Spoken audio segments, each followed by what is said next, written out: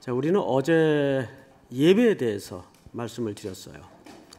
출애굽이라는 제목이 주는 무게감 때문에 출애굽기는 우리가 그저 고역 속에 있던 히브리 노예들이 탈출했다는 탈출에만 의미가 있지 않겠는가라는 생각을 갖기가 쉬운데, 전체 기록의 배분율을 보면 탈출에 대한 기록은 달랑 2장입니다. 14장, 15장. 그 나머지는 전부 하나님이 어떤 분인가에 대한 설명이면서 동시에 그분을 어떻게 예배해야 되는가 해서 우리는 어제 출애굽기 17장의 아말렉과의 전투 후에 드디어 모세가 선두로 해서 제단을 쌓는 장면으로 마감을 했습니다.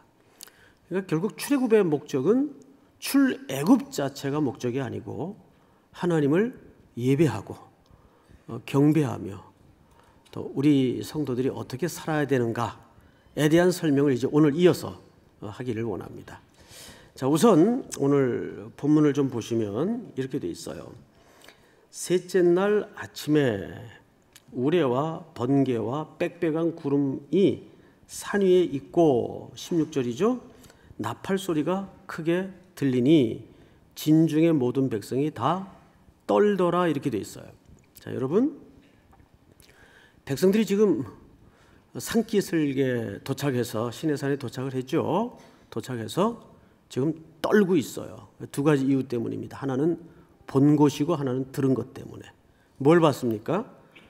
우레와 번개, 빽빽한 구름 사이에서 번쩍거리는 우레, 그리고 번개를 봤어요. 하나의 이미지죠.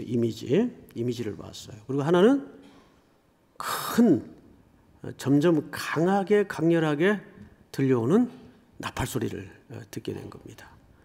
이거는 한 번도 이 백성들 생애 속의 역사 속에 겪어보지 못한 충격적인 소리고 충격적인 장면이에요. 자, 어제 이런 말씀을 드렸던 거 기억하실 겁니다. 히브리 사람들은 지금 예배에 익숙한 사람들입니까? 예배라고는 DNA조차 기억의 원형을 삭제당한 사람들입니까? 네, 예배를 안 드리던 사람들이에요. 근데 그런 전무한, 말하자면 백지와 같은 영적인 진공 상태에다가 하나님께서 이제 하나하나 포맷을 시작하고 그림을 그려 넣어야 돼요. 자, 오렌 워스비라는 분이 이런 얘기를 했어요. 우린 언어로 말하고 글로 쓴다. 이게 사람의 소통 방법이죠. 언어로 말하고 글을 쓴다. 하지만 그 언어로 말하고 글을 쓴 걸 생각으로 들어올 때는 언제나 영상으로 생각을 한다, 그 말이에요. 그러니까 그것이 우리 속에 뭘로 바뀐다는 거죠? 이미지로 바뀐다는 거예요. 맞습니다. 그래서 이 히브리 사람들의 지금 DNA 속에는 4대에 걸친, 400년에 걸친 어떤 이미지가 빼곡하게 들어차 있어요. 그렇습니까? 안 그렇습니까? 그렇습니다. 애굽의 가치, 애굽의 문화, 그들이 보고 느끼고 경험했던 오감으로 채곡채곡 얹어놓은 이미지들이 있단 말이에요. 근데 여러분, 그 커뮤니케이션 학자들의 이야기를 빌리지 않더라도 이 기존 이미지를 분쇄하는 방법은 다른 이미지가 들어오는 방법 외에는 없다는 거죠. 다시요. 기존 이미지를 분쇄하는 방법은, 그러니까 제거하는 방법은 다른 이미지를 대체하기까지는 불가능하다는 거예요. 항상 인간은 텅 빈 상태로 존재할 수는 없다는 거죠.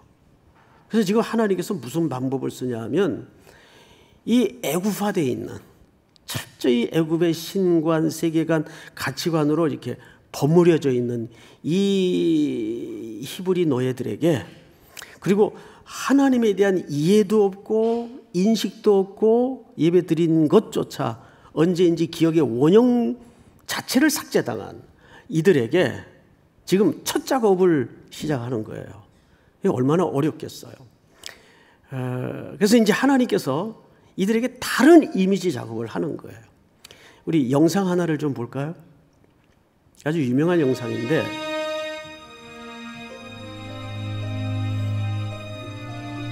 설리반과 헬렌 켈러의 이야기입니다.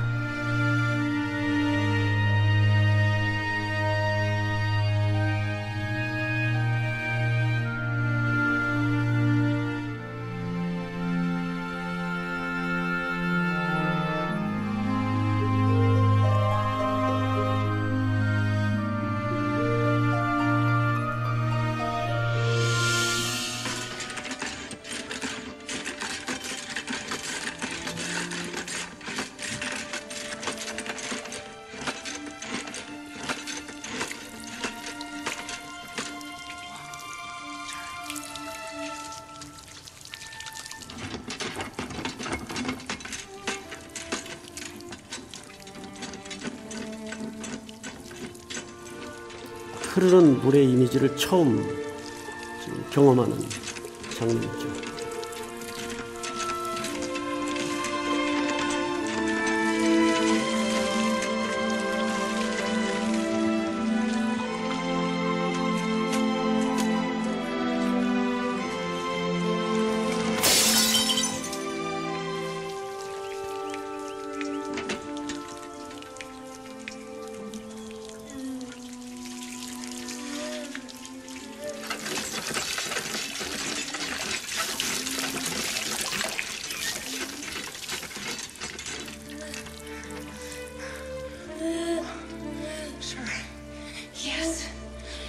Water.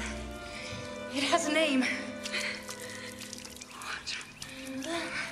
Yes. Yes. Yes. Yes.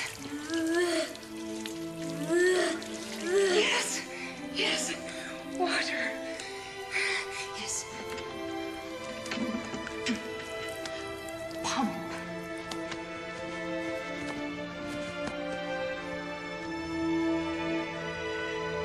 Ground.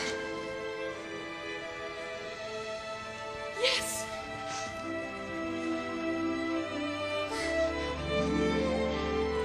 Bush. Flower.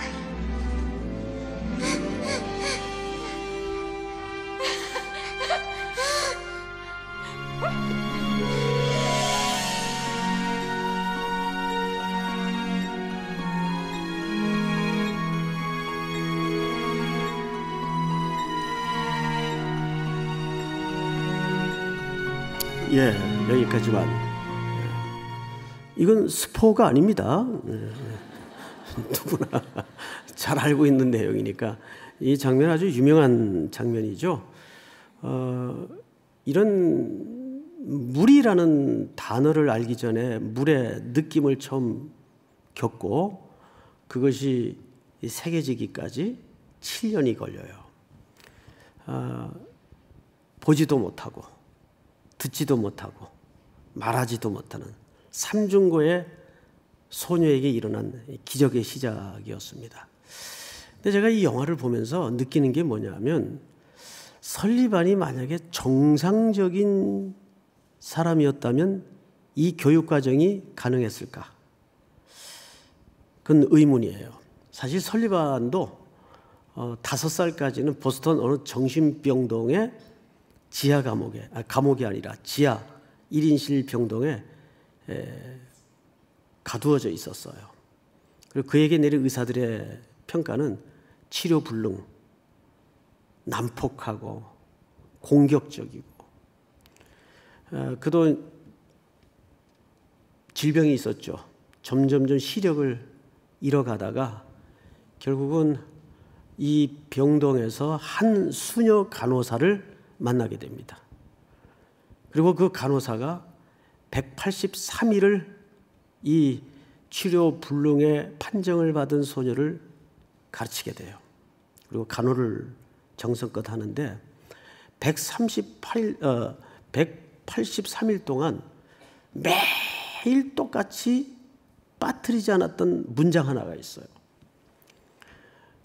설리반, 이번에 이름의 약칭은 앤입니다. 그 노수녀 간호사가 앤이 나는 너를 사랑한단다.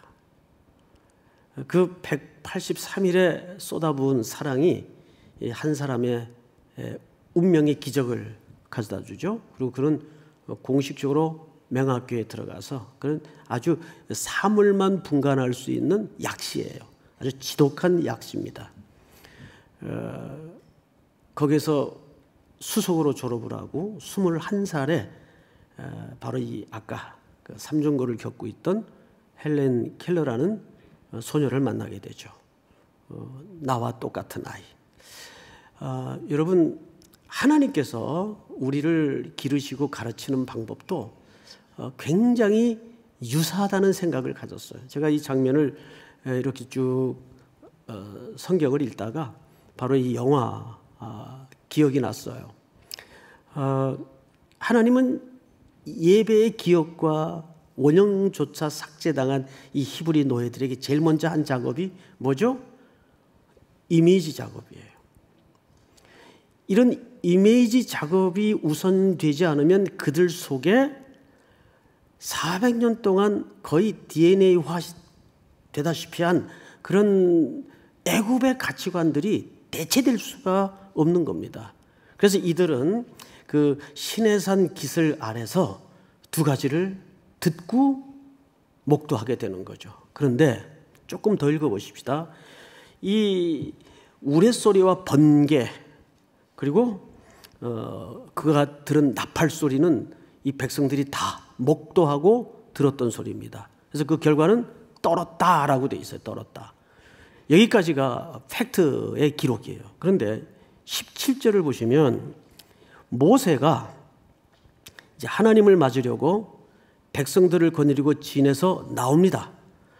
그리고 산 기슭에 서 있는데 이제 모세는 진에서 나와서 이제 하나님을 대면하여 산 기슭으로 올라가는 거죠. 신의 산에 여기서부터 그 이미지에 대한 사실적 해석이에요.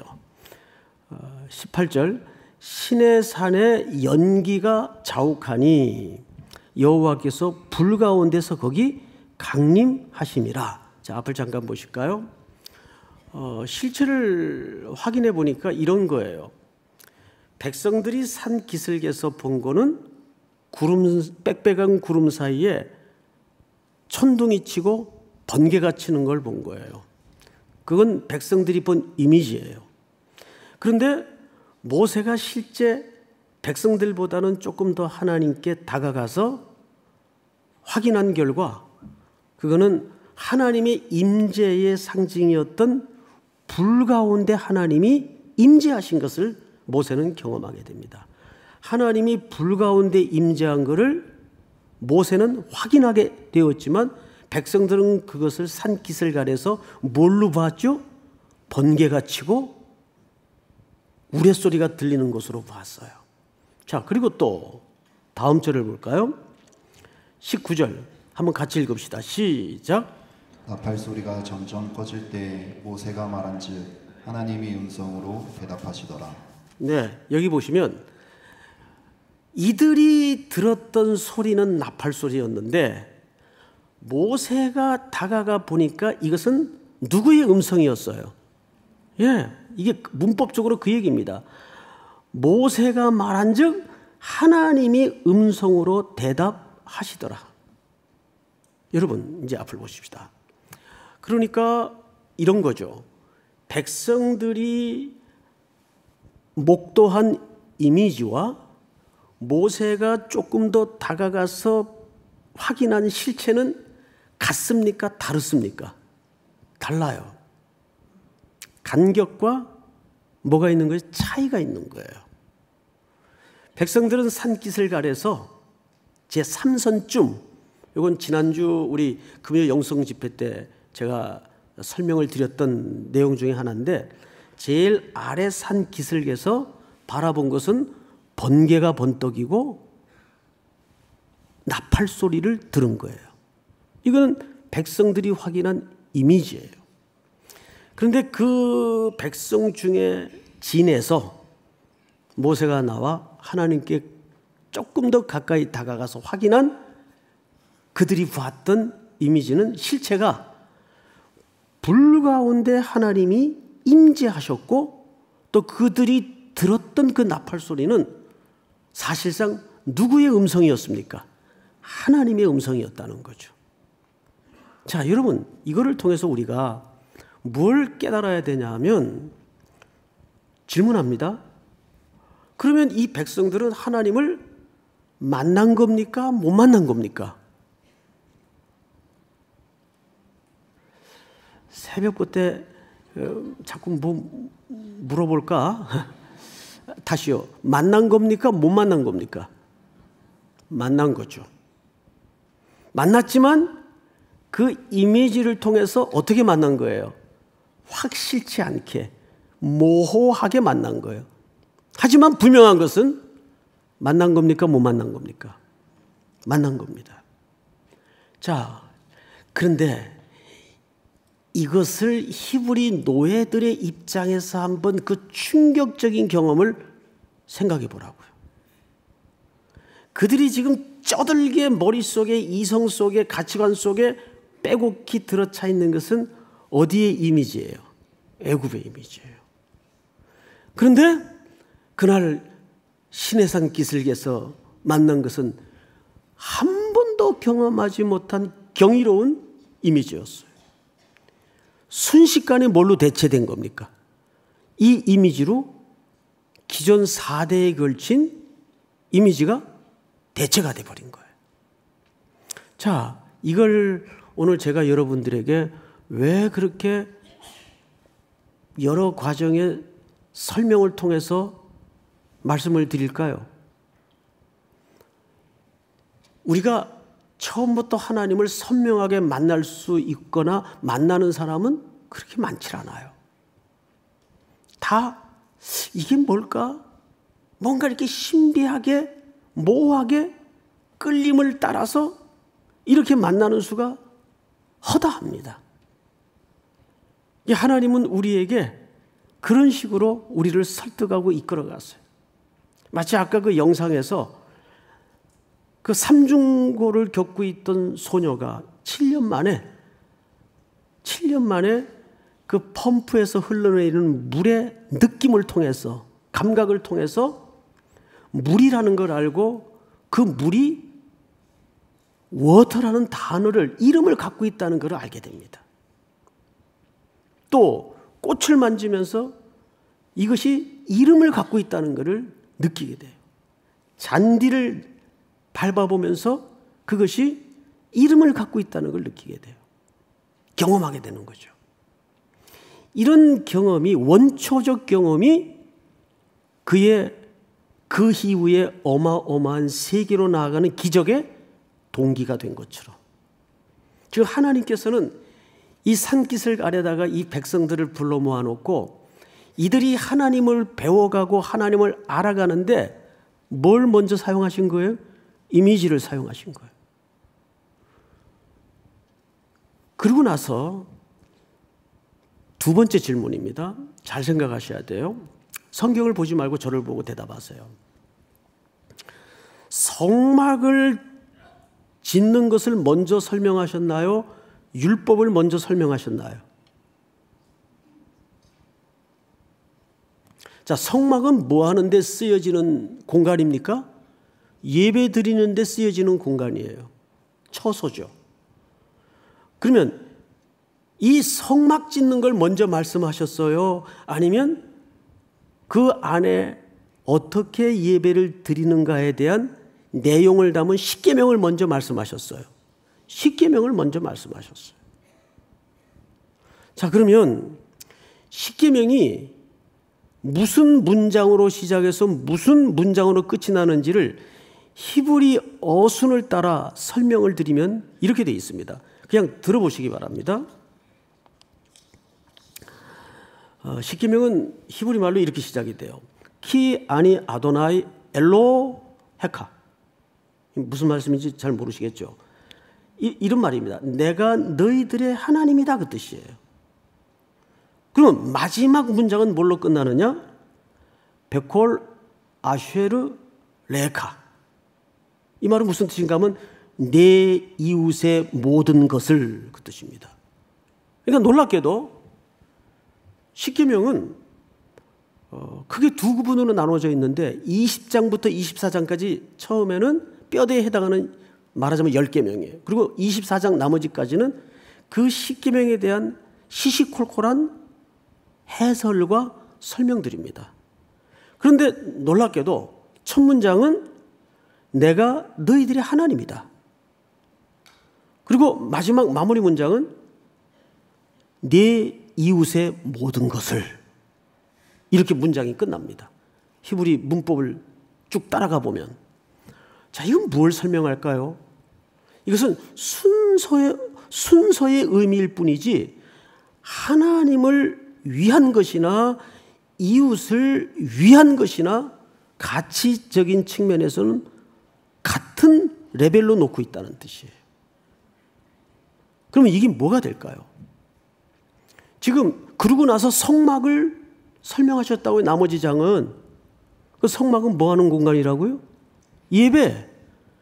그러면 자연히 무슨 얘기가 됩니까? 참된 예배란 첫째는 주 너희 하나님을 사랑하고, 둘째는 이와 같으니 이웃을 내 몸과 같이 사랑하라. 놀랍게도 여기에서 선명하게 참된 예배의 정의를 십계명의 구조를 통해서 설명하는 거예요. 그러니까 이 예배를 잃어버리고 살았던 히브리 노예들에게 첫째는 이미지 작업을 통해서 하나님이 어떤 분인가에 대한 눈을 뜨게 만들고, 그 하나님을 어떻게 예배해야 되는가에 대한 예배의 원리, 예배의 질서는 십계명 속에 두 기둥과 두 축을 심어서 설명하고 있다는 것을 놓쳐서는 안 돼요.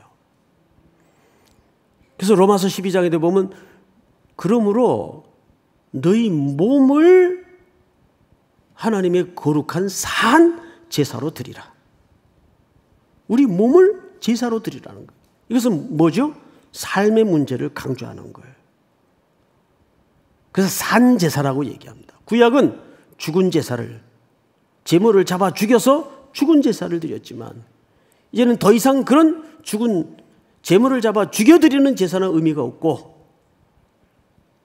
예수 그리스도 안에 있는 우리들에게는 그분의 십자가에 죽으신 원리처럼 이제는 우리 몸으로 이웃에 대한 산 제사를 묶어서 하나님 앞에 드리는데, 마태복음에서는 뭐라 그러죠? 이렇게 설명합니다. 내가 제단에 제물을 드리려다가 만일 형제와 불화한 일이 생각이 나거든 먼저 가서, 순서가 있어요, 그 형제와 화목하고 그 후에 와서 제단에 제사를 드려라. 이게 예배의 핵심이에요. 왜 이런 예배를 오늘 십계명에다 담고 성막 전에 이 예배의 원리를 설명했을까요? 요즘 자주 언급하는 내용이기도 하지만 히브리 노예들은 애굽에서 4대에 걸쳐 어떤 문화 속에 어떤 세계관으로, 어떤 가치관으로 살았나요? 목표 달성, 매질, 맹목적인 굴욕, 맹종, 목표물 성취, 경쟁, 가혹한 노동. 그저 애굽의 떡은 먹고 살았는지는 몰라도 사는 게 아니었죠. 안식도 없고 피폐해진 인간성. 그저 인간은 그들의 인식 속에는 수단일 뿐이에요. 그렇게 살았던 사람들이에요. 4대에 걸쳐서. 그런데 참되신 하나님 안에서 그들이 처음에 배우는 것이 예배인데, 그 예배의 진정한 핵심 가치가 뭐냐면 이제는 가나안 땅에 들어가는 것 자체가 목적이 아니라 가나안의 삶은 어떤 삶이어야 되느냐? 철저히 이웃에 대한 이해와 배려와 무너진 모든 인간관계를 회복하는 데 설명하고 있는 거예요. 피조물끼리의 관계의 회복, 하나님과의 관계의 회복, 그것을 십계명에다 두 축을 걸쳐서 설명하고자 하는 거죠. 이것이 무슨 예배라는 겁니까? 우리가 회복해야 될 참된 예배의 핵심 가치라는 겁니다. 그러니까 출애굽은 놀랍게도 출애굽이 목적이 아니라 참예배의 회복이에요. 가나안도 목적이 아니에요. 그 땅이 가나안이든 어느 땅이든 중요한 것은 이제는 그 땅에 들어가서 이제 이들의 삶의 라이프 스타일이 달라질 거예요. 유목민에서 돌아다니던 민족에서 이제는 정주민으로 바꿀 텐데, 그렇다면 특별히 더더욱 인간관계가 소중해지는 땅이에요. 그래서 이웃이 살아야 내가 행복하고 이웃이 행복해야 내가 사는, 이것을 그리스도 안에서 연습하라는 거죠. 그러니까 우리 그리스도인들이, 또 우리 한국교회가 개토화되어서는 안 됩니다. 교회 담장을 더 낮추고 더 헐어서 이웃에게로 다가가고, 특별히 가난하고 약하고 공고한 자에게로 다가가서 참된 예배의 본질을 회복할 수 있는 교회들이 돼야 돼요. 또 우리의 삶이 돼야 돼요. 믿습니까? 이것을 가르쳐 주기 위해서 하나님은 이 백성들을 출애굽시킨 것입니다. 그리고 이들에게 먼저 이미지 작업을 하시는 거예요. 그리고 그 이미지를 충격적으로 경험한 백성들에게 모세를 통해서 그 이미지 속에 담아진 본질을 해설하고 설명해 들어가는 거죠. 그리고 그 예배의 핵심은 성막을 설명하기 전에 두 가지 원리를 설명했어요. 네 하나님을 사랑하고 그와 같이. 마태복음에는 둘째는 이와 같으니 네 이웃을 네 몸과 같이 사랑하라.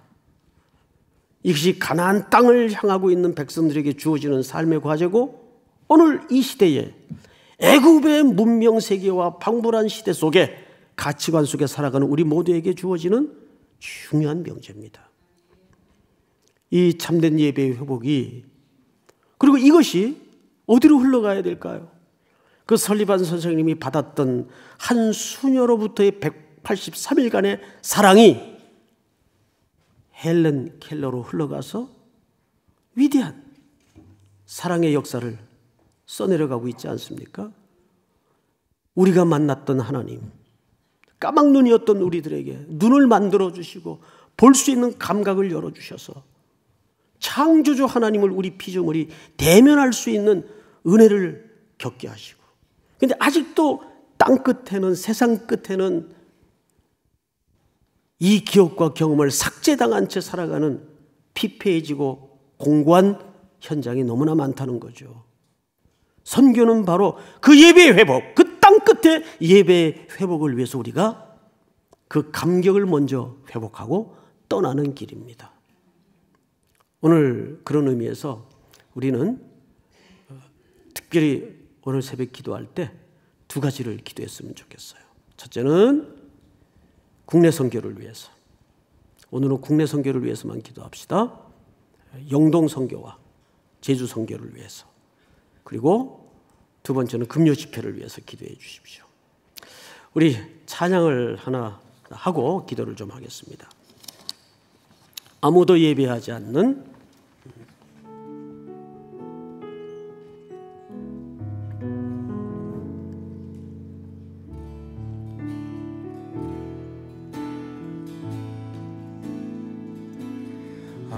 아무도 예배하지 않는 그곳에서 주를 예배하리라. 아무도 찬양하지 않는 그곳에서 나 주를 찬양하리라. 누구도 헌신하지 않네. 그곳에서 주께 헌신하리라. 누구도 증거하지 않네. 그곳에서 나 주를 증거하리라.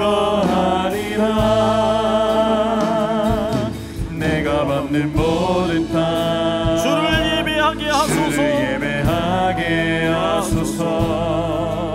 주의 보혈로 덮어지게 하소서. 내가 선 이곳 주의 거룩한 곳 되게 하소서. 주의 향기로 물들이소서. 내가 밟는 모든 땅, 내가 밟는 모든 땅 주를 예배하게 하소서. 주의 보혈로 덮어지게 하소서.